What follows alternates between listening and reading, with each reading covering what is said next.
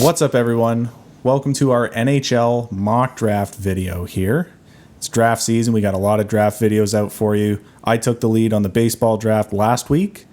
Dan's got hockey this week. So before we get into the picks, what are your overall thoughts on this year's draft? Yeah, it's going to be a tough one for GMs to decide who to get, what the value of these players are, because you haven't seen much of them. There hasn't been as much development as normal. Yeah. So I think the best strategy for each GM is to go with the best fit and who they deem to have the most potential. Yeah. Because no matter who you pick, whether it's Owen Powers or whoever else, there is going to be a period of development. I don't think any player should be expected to enter the NHL right after this draft. So I think it's got to be a patient one for GMs. It is truly a draft like none other. Yep. And there's a new factor with the Seattle Kraken in their first draft. Yes. A new team for other GMs to navigate around. They don't know what they're necessarily going to do. They don't have those past drafts to go off of. But it's still 31 picks as Arizona forfeited theirs. So next year the structure will be different. It'll be 32. But different team to look out for now. So let's get into the picks here. Buffalo, as you are nicely sporting there. Yes, sir. They've got the first pick. Who do you have them taking? I think it would be a mistake if they didn't take Owen Powers, especially with them looking to ship off Ristolainen. Yeah. You're bringing in another big defenseman who is, compared to Victor Hedman, at that 6'6" frame. Yep. He can continue to put on weight, but 214 is a good size. He has the body. One thing, the only knock I have on him is for his size. I feel he could be more physical. Okay. But he can skate. He has great vision. He has a good shot. And, of course, he's good on both ends. So the Hedman comparison does live up to expectations. And that's a big comp right there. Yeah. Big shoes to live up to in that case. So next, mentioned them before, the Seattle Kraken with their first ever draft pick. Yes. Who do you have them taking? This is a great slot for them to be in because whoever they can't go wrong. They have Beniers, Eklund, or Clarke available. If Powers drops, you have a good selection there. Right. And I think with Seattle, it'd be wise to take a surefire pick in Matthew Beniers. Yep.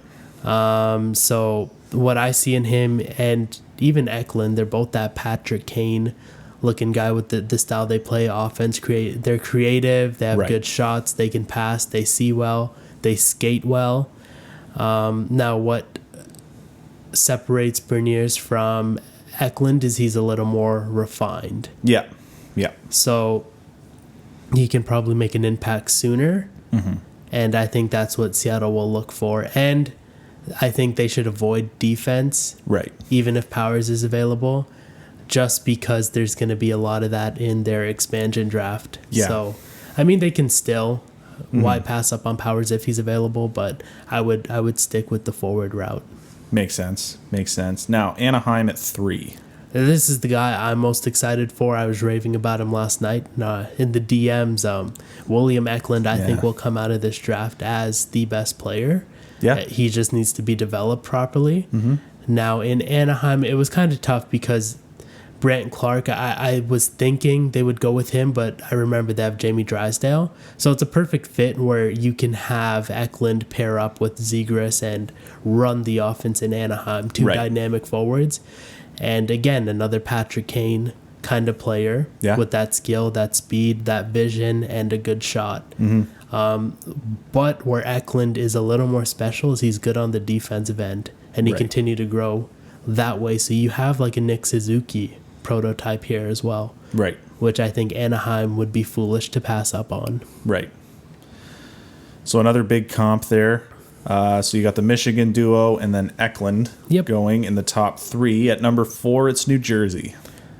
So because this guy has at this point fallen to them, you got to take Brandt Clarke. Yeah. That Erik Karlsson kind of player. He's good offensively, pretty much the most complete offensive defensive prospect in this draft. He's fast. He has good vision. He's patient with the puck. And one thing that separates him from other players, especially at his age, is that he can kind of envision what's going to happen on the ice and make plays that way. Yeah. So although a player may not be where he can envision where a player is going to be. So along with his vision, he has good foresight. Right. Now, moving on to number 5, the first of 3 first-round picks for the Columbus Blue Jackets. Who do you have here? Yeah, so with Seth Jones seemingly on his way out, Yeah. I would look to replace him with another big body, a Shea Weber type in Simon Edvinsson. Yep. This guy's kind of all over the board in which he's ranked. I think he can come out and be one of the premier defenders in the league. Again, he may not win a Norris. Yeah. BRANDT Clarke is probably the most likely to get one at this draft because he'll put up those offensive numbers. But what you're getting is a good shutdown defenseman, a big shot, a big body, a physical defenseman, which you don't see a lot of in the young guys that go high nowadays. It's all offensive, small offensive defensemen. Right. You're getting that big defenseman that wins you cups or that at the very least takes you deep in the playoffs. So I think that would be good to pair behind Werenski if Werenski ends up staying in Columbus. It would be a good second option. Right. So now moving on, Detroit has the number 6 pick. Yes. Now, this one's tough because Luke Hughes is still on the board. Yeah. And I want to go with him here, but I think... It's a lot of draw when you've got a Hughes name there. Yeah, Detroit passed up on Hughes before. I think they'll do it again and take Dylan Guenther. Okay. Detroit needs a bit of everything. They need offense. They need defense. So really, either one works. Yep. But I think getting a sniper in your organization in Dylan Guenther, who has the best shot in this draft, you kind of have to do that because they don't have scoring in Detroit. Right. And they have too many problems to solve. I think they can't go wrong with either pick. It just got to be one or the other. Yeah. So now San Jose has the 7th pick. Yeah, at this point, Luke Hughes is free falling to him. So you got to take him if New Jersey doesn't, because with the Jack Hughes connection, New Jersey may look into that. Right. But for San Jose, they need to bring as much value to their franchise as they can. And at this point, Luke Hughes is the most valuable prospect, in my opinion. Yep. This is a left shot, so Vlasic's on the decline. I don't know how much you can depend on Ferraro. Yeah. Hughes is going to be that guy to help out Burns and Carlson, depending on how much longer they're in the NHL. Right. So then we stick in California. Los Angeles has the 8th overall pick. So I like the way Los Angeles has built their team, and I think they have enough top-end talent. Like they're building a good top 6. Mm-hmm. So what you get in this next pick, Mason McTavish, is a bottom 6 pairing, but that Blake Coleman kind of forward that will get you a cup. And as LA builds back to that, you need those kinds of role players. Right. And why pass on a guy who's a sure thing? Exactly. Who can do that for you? He's a big body, and he gets the job done. So now Vancouver, the first Canadian pick in this draft at number 9. Yeah, so I liked the Podkolzin pick where it kind of ignored what surrounded him in terms of him needing to be developed and that happening in Russia. Right. It shows me that they're not afraid to allow players to grow. So they'll take a risk and look at potential. And I think at this point, Kent Johnson has the most potential. And Jim Benning, again, not shying down from a challenge. I think they'll develop him well to be a good top 6 forward in Vancouver. Again, he's that. There are a lot of these smaller forwards that fit that Patrick Kane mold. Yep. They just need to be developed into that. So he's fast, good shot, good vision. Right. And he has hands. He's got hands. So number 10, sticking to Canada. Yeah. The Ottawa Senators. And this is where I finally have him, Jesper Wallstat. Okay. I don't think any of the other teams can afford to take goaltending. I mean, Vancouver can, but they have Thatcher Demko. Yeah. And the other teams just need players. They need skaters. Right. Whereas Ottawa is very deep on the forward end, very deep on the defensive end in terms of prospects. Right. So instead of continuing that clog, they can get themselves a hopefully Andre Vasilevsky type of goalie in Jesper Wallstedt, that star starter. Hopefully future Vezina winner. Yeah. So I think that would be the best pick for Ottawa. Okay, so now moving to number 11 here, the Chicago Yeah. Blackhawks. Yep. So at this point, my top 10, I feel like outside of McTavish, who can drop because his ceiling isn't as high, Yeah. I think the top 10 has to go the way I have it there. Right. So this is where things start to even out. And it's a complete wild card in terms of who's getting what, because you just don't know what teams are looking for. Right. At this point, I think Chicago's going to go with CHAZ LUCIUS. Okay. Another good forward, good playmaker. He's fast, or he's not fast. He moves well, Yep. but his skating overall could use some love in terms of technique and speed. Right. And that's really the drawback, and that's what keeps him out of the top 10. Right. So now moving on to number 12, the Calgary Flames. I have them taking the sniper Cole Sillinger. Okay. The only reason I didn't have Chicago take him is because they already have DeBrincat and Kane. They have good shots. Right.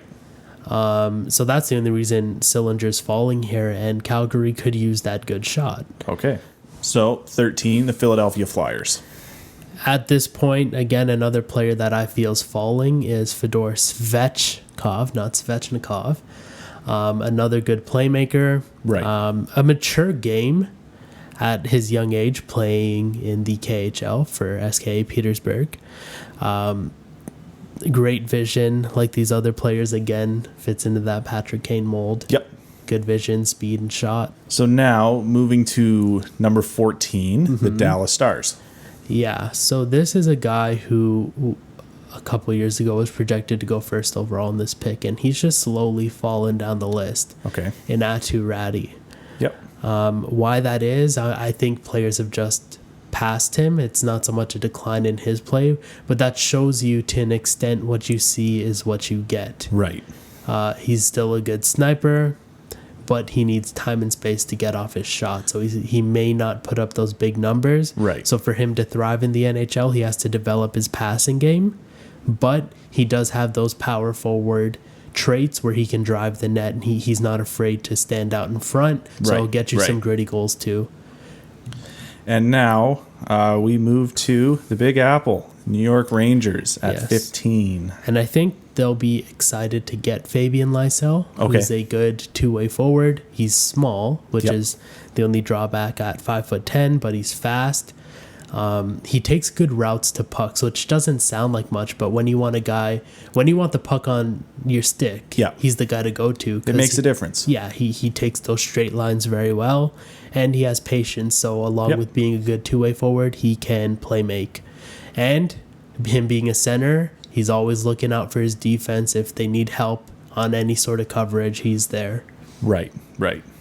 So now we move into the playoff teams from this year. Yep. At number 16, the St. Louis Blues. Who do you have here? So Binnington fans may not like this, but I have them taking Sebastian Cossa. Okay. I like that pick for them because he's probably about 3 to 5 years out. Yep. And in 4 years, Binnington's going to be 32. Right. So, and even now, I think they could use his help, Cossa. Yeah. They could use some help in goaltending. So, I don't think it's ever too early to draft a goalie. And for St. Louis, who's deep on defense, they're deep on forwards.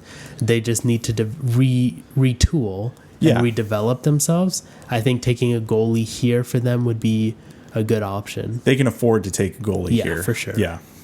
So now, number 17, the Winnipeg Jets. Who do you have here? They need defense, and some may say this is a reach, but I think Carson Lambos has got to go to Winnipeg. He plays in Winnipeg, so it kind of works itself out there. He's more of an offensive defenseman, but he's not a premier offensive defenseman, so he either needs to develop his two-way game or become that premier defender. Right. But as of now, he's a good shooter, and that's his main highlight from the point is he'll get you some goals, but he does have vision here and there when needed. Right. But he's not quite that power play quarterback yet. Right. So now at 18, we move to the country music capital of the United States, the Nashville Predators. Yes. Nashville's a team that has no problem developing defensemen. I think what they have they can work with. Again, as a team, they need a little bit of help in each areas. Yep. So I think the best player available at this point is Brennan Othman. Okay. And he's another guy that he's that fast-paced Tyler Konechny kind of guy who you want to pass the puck to drive your offense into the zone, because he has speed, he has a bit of skill, but he has strength in his strides. Right. He can juke your defenders and make it tough for them to know where he's going. And he's always playing at full speed. He doesn't take a shift off. He doesn't take a moment off. He plays the body, and another guy that takes good routes to pucks, which helps you because when opponents try to break out, he's going to be the one making those interceptions or just generally making it hard for them to enter your D zone, which is fantastic. Right. Edmonton Oilers at 19.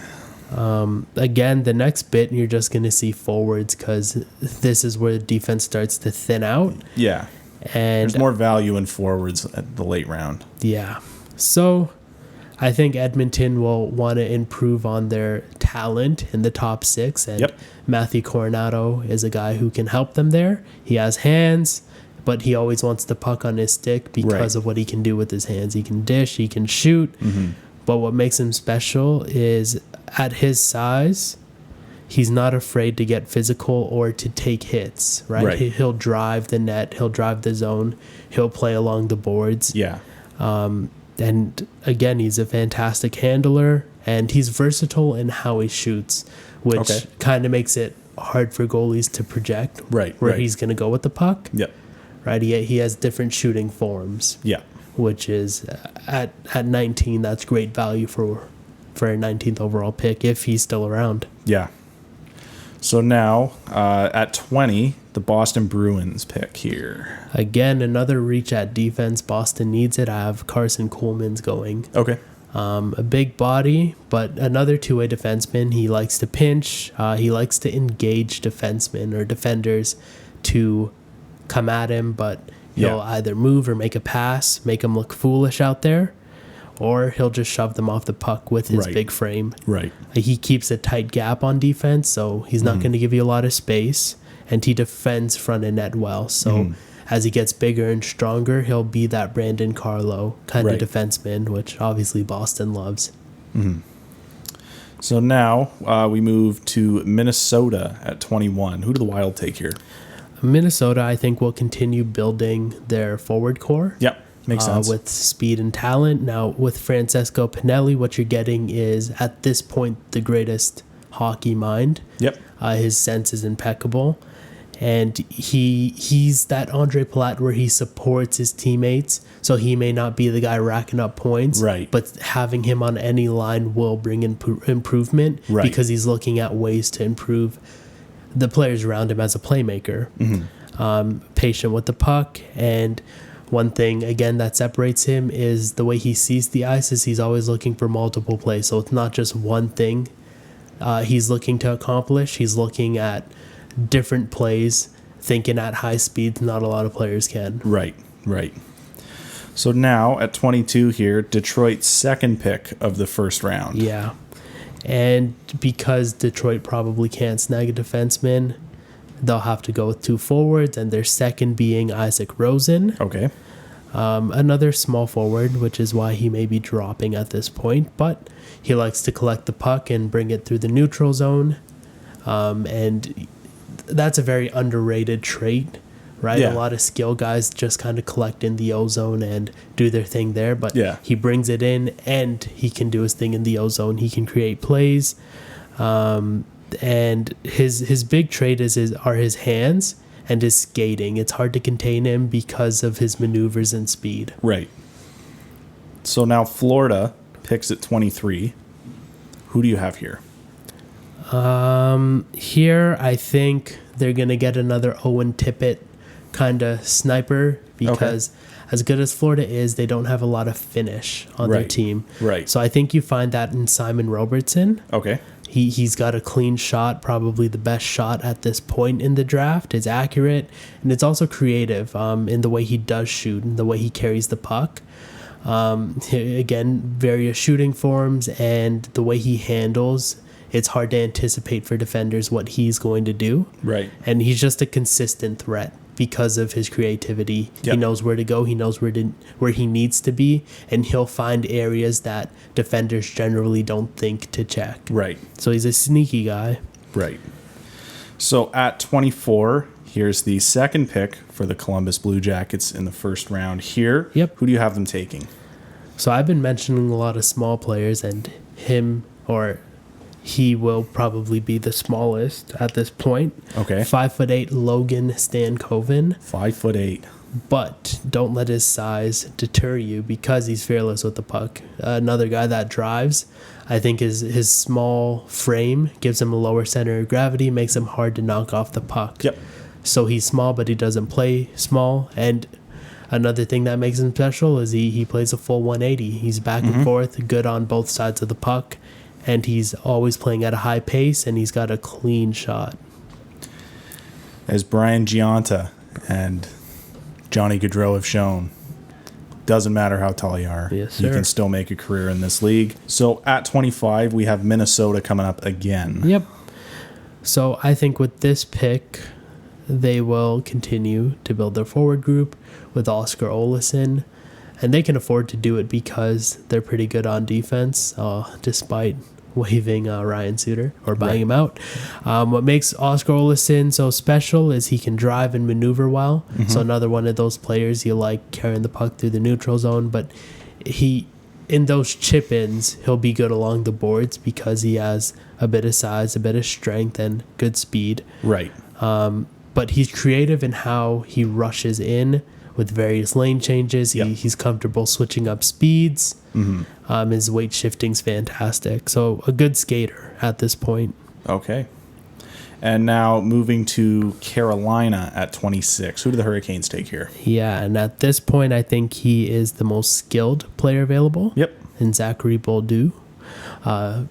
Great dangles. He's very quick with how he stick handles, so it's hard to keep up with him in that sense. Yeah. And it leaves defenders flat-footed. Yep. Right, because he has the speed to match, so he can get around those guys. He can rush them, or he can just juke them. Yep. And good finish with all those hands. So he'll be good in tight, good on the shootout, and he'll probably create for himself some breakaways. Right. So now moving on to number 27. Yeah. We have the Colorado Avalanche. Who do you have them taking here?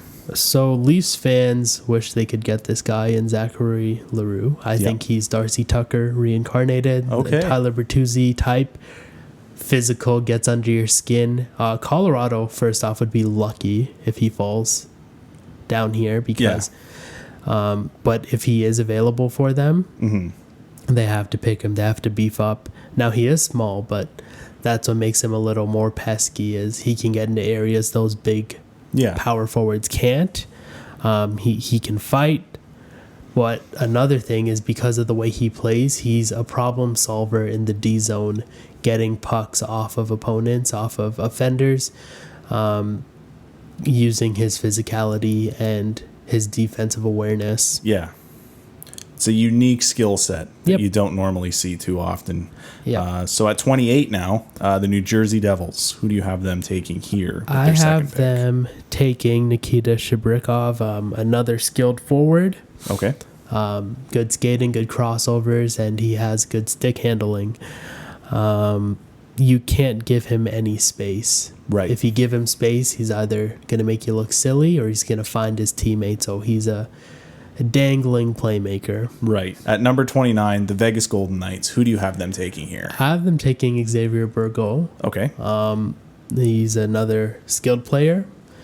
But what separates him is every decision he makes, whatever move he's going to make, he likes to do it quickly. Yep. So if he's going to shoot, if he's going to come at you, if he's going to pass, he does it fast. Right. He's a quick thinker, but he can do all those things and he can do it all well. Right. He's good in transition, whether it's offense or defense, and again, he can dish or shoot. So that's great value for a 29th pick. Right. And if I didn't say it before, great finish. He's flashy. Okay. At number 30, the Montreal Canadiens. I have them taking from Gatineau, Zach Dean. Okay. He's fast-paced, skilled stick, and I think he'll be a good two-way forward on the third line where he can help you out defensively, but his offense is a smidge underrated. One thing that kind of separates him is how his hands work separately from his feet. They're doing different things, but they work in cohesion, and it makes him a threat at all times and hard to anticipate when you're defending him. Right. So with the last pick of the first round, the Columbus Blue Jackets will round it out with their third pick in this round. Who do you have them taking? I'm taking another forward in SAMU TUOMAALA. Okay. He's small, he's fast though, and another player you'll like to have on the breakout. He collects pucks in stride. Yep. And a good wrist shot so he can finish in the zone. He's kind of that Cam Atkinson type, which obviously Columbus likes and will need to replace at some point. Right.